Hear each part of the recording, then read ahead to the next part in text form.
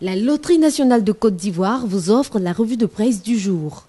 C'est l'heure de faire le tour du continent. Les Quinois font monter la pression, analyse la dépêche de Brazzaville. Kinshasa a pris hier des allures d'une ville morte à la suite d'un mot d'ordre lancé dimanche par l'opposition qui appelait à une mobilisation générale contre le projet de loi électorale en cours d'examen au Parlement. Le bilan de ces échauffourées est controversé, indique One Vision, site congolais, alors que Lambert Mende, le porte-parole du gouvernement, annonçait 4 morts dont 2 policiers et 2 civils.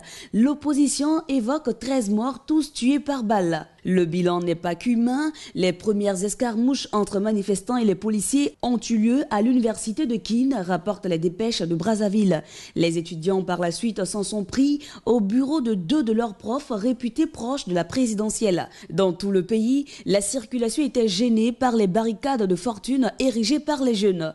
De quoi creuser davantage le fossé entre les institutions enfermées dans leur tour d'ivoire et le peuple qui aspire à l'alternance. Prospérité tente de calmer les ardeurs en publiant un communiqué message du Conseil de l'apostolat des laïcs catholiques du Congo avec cette phrase en titre « Remettez vos épées dans le fourreau », citant un verset de la Bible « Qui tue par l'épée périra par l'épée ». Un message qui tente de dépassionner le débat. Sera-t-il entendu?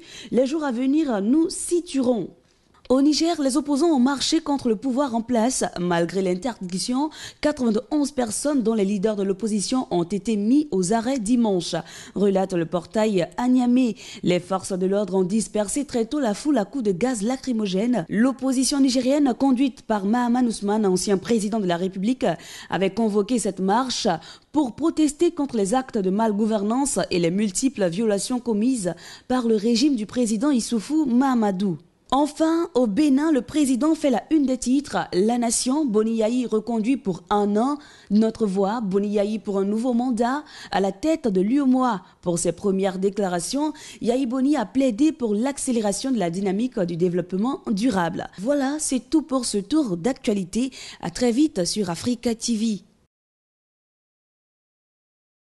La Loterie nationale de Côte d'Ivoire vous offre la revue de presse du jour.